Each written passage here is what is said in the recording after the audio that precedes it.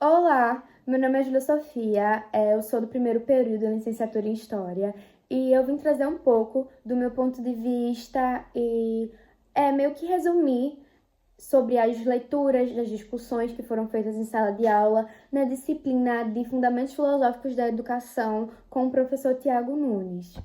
Bom, o primeiro livro fala sobre o que é educação. É o capítulo 1, né, de Carlos Brandão. Ele fala sobre a educação ser um campo amplo. É um campo de não se limitar ao aprendizado escolar. Até porque as primeiras trocas, questão educacional, se acontece na família. Então a educação ocorre em qualquer lugar, de maneira sociável. E a existência, né, das educações que é citada no livro, ela pode ser tanto formal quanto informal. Essa visão de educação, ela varia de acordo com a sociedade, cultura, o que torna errado impor um estilo de educação a todos os indivíduos. A educação, ela não se limita na objetividade da escola.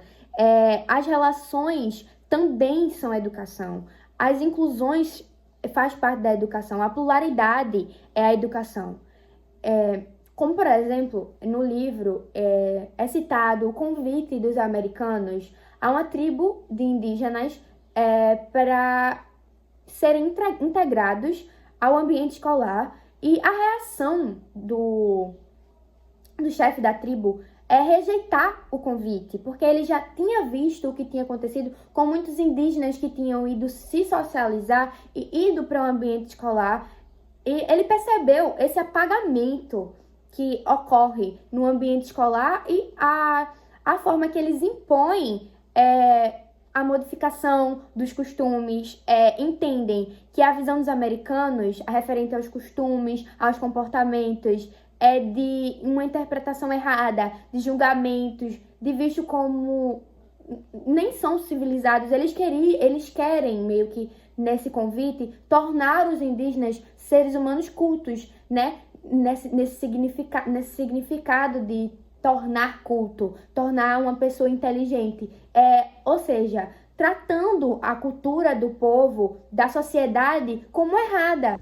Outro ponto também destacado é que a educação é o limbo da transformação, ou seja, a margem é o que constrói a transformação, porque a educação é completamente interligada ao protagonismo humano, ou seja, o ato de aprimorar o comportamento, é um ato de reter coisas novas.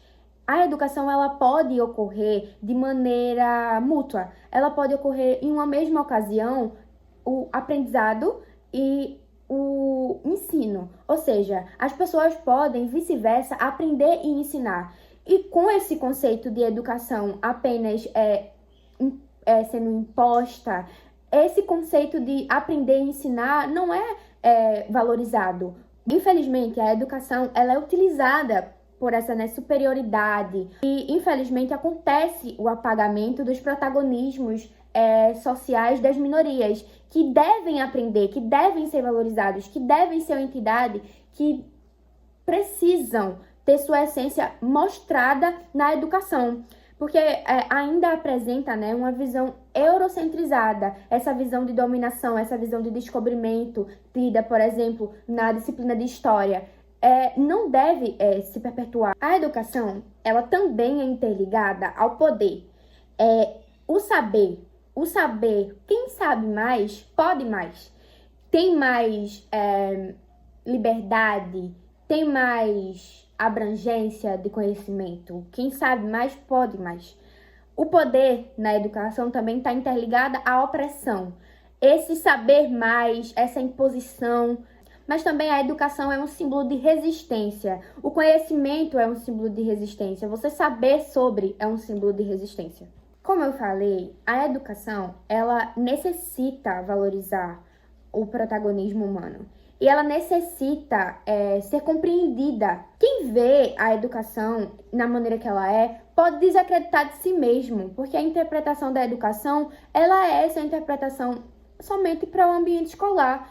O ser humano, ele não aprende a entender a educação como reter e pensar crítico. Ou seja, com a leitura desse livro, percebemos que a educação ela deve ser vista como algo que influencia e que deve pegar essas experiências e interligar ao aprendizado. As experiências são um aprendizado, a troca é um aprendizado, o pensar crítico também é aprender, é modificar, é mudar o contexto. Bom, os outros livros que foram disponibilizados para leitura e para discussão de sala foram os livros que falam sobre a filosofia da educação, de Maria Lúcia de Arruda Aranha e Cipriano Lucchesi.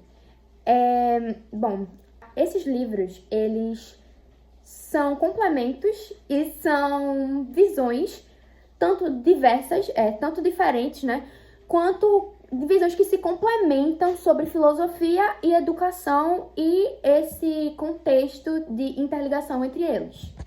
A filosofia, ela significa o amor pelo saber, a busca por conhecimento, o ato de refletir e de conhecer.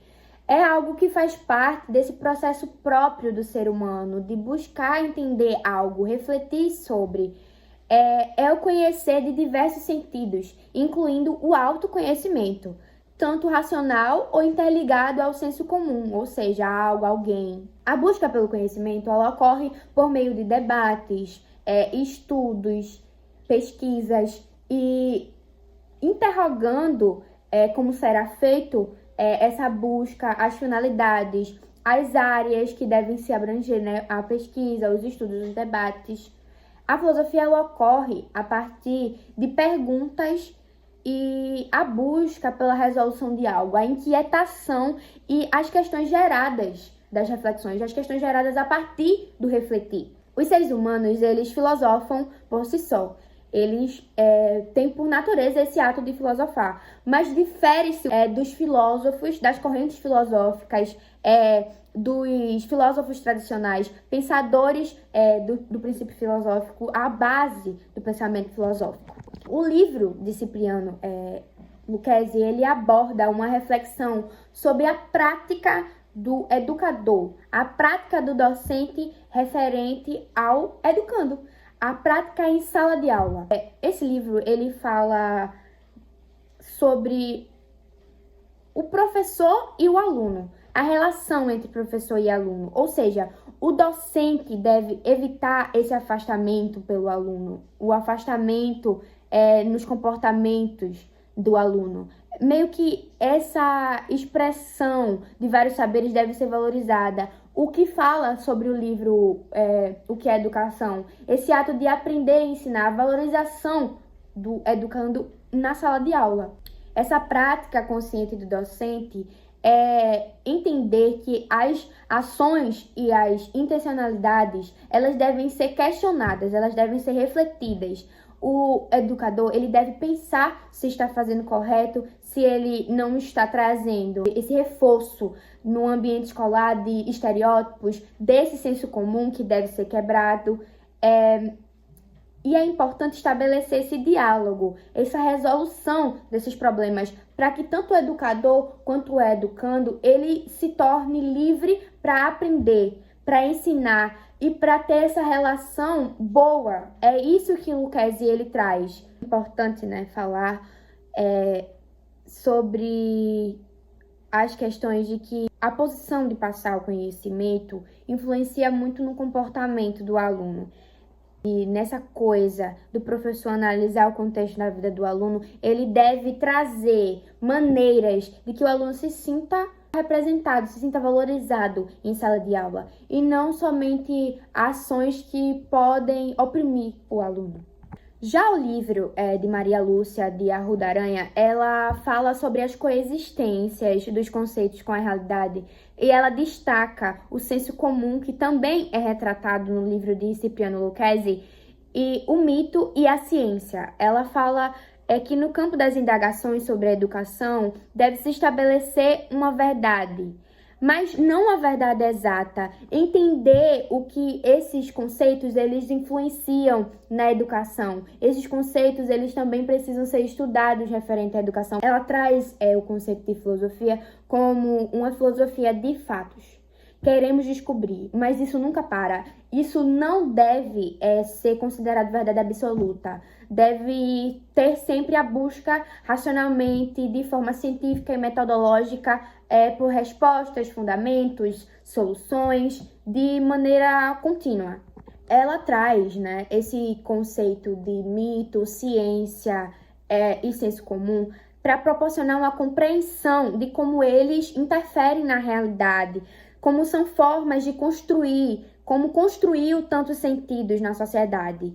Isso torna-se fundamental para o pensamento crítico do educador. E no livro, o mito ele é citado como um modo de explicação de mundo, com características mágicas e com interligação sobrenatural.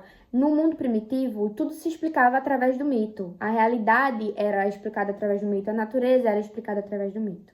E com as relações começando a ficar mais complexas, a iniciação do comércio, o mito se restringiu ao campo religioso, mas que também nos dias atuais também tem influência, como por exemplo nas artes musicais. Mesmo que o mito ele não se relacione com o campo científico, existe uma busca de comprovação racional da origem desses fenômenos. E como está explícito no livro, cabe a nós mesmos identificar e separar o que é mítico ou não é. Porque o mito ele pode chegar a manipular a sociedade e, por ser uma tradição, pode utilizar-se do mito para manipular as massas, para influenciar, para alienar. O senso comum, ele é um conhecimento prático, é um conhecimento adquirido pela influência dos pensamentos e construções de uma sociedade.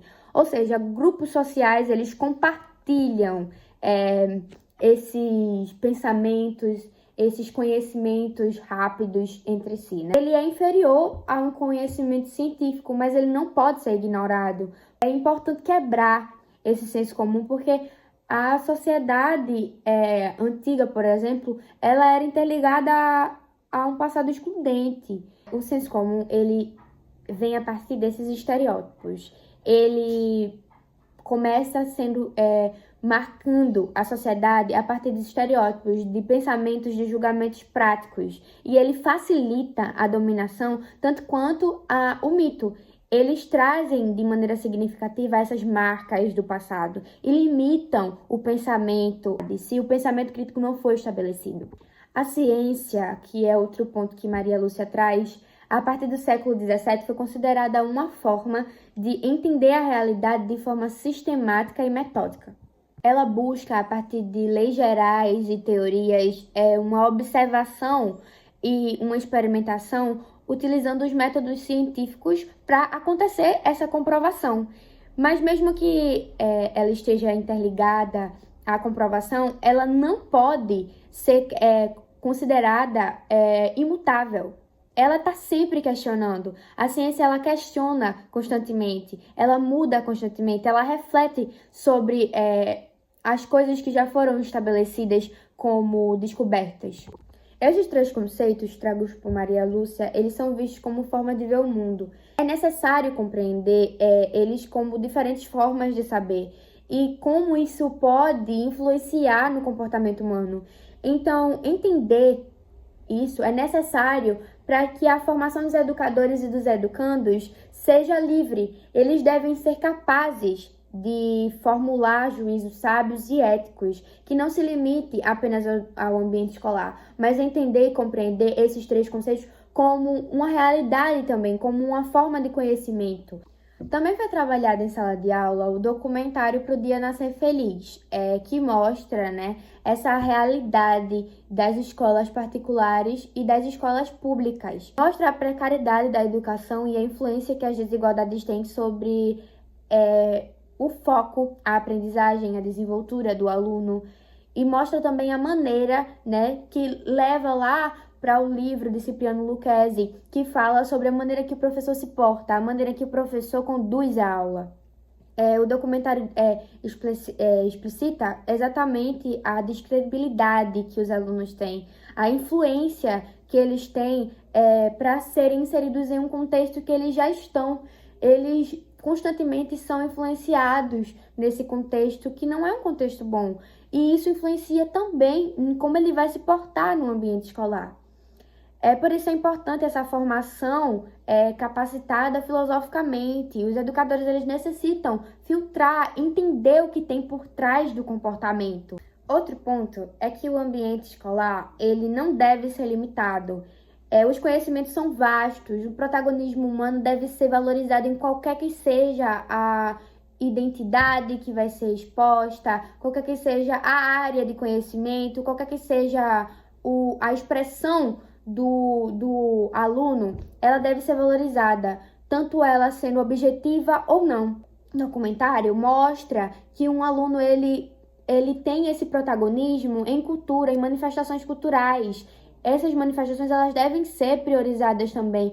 Então é necessário manifestações de diversos conhecimentos, a inclusão, a postura do educador, o educando de maneira livre, de maneira aberta, esse diálogo que o professor deve ter com o educando e a quebra dessas posturas hierárquicas e também de maneira que o ambiente escolar ele estimule esses interesses de diversas áreas, não tendo esse isolamento do aluno, que ele seja amplo.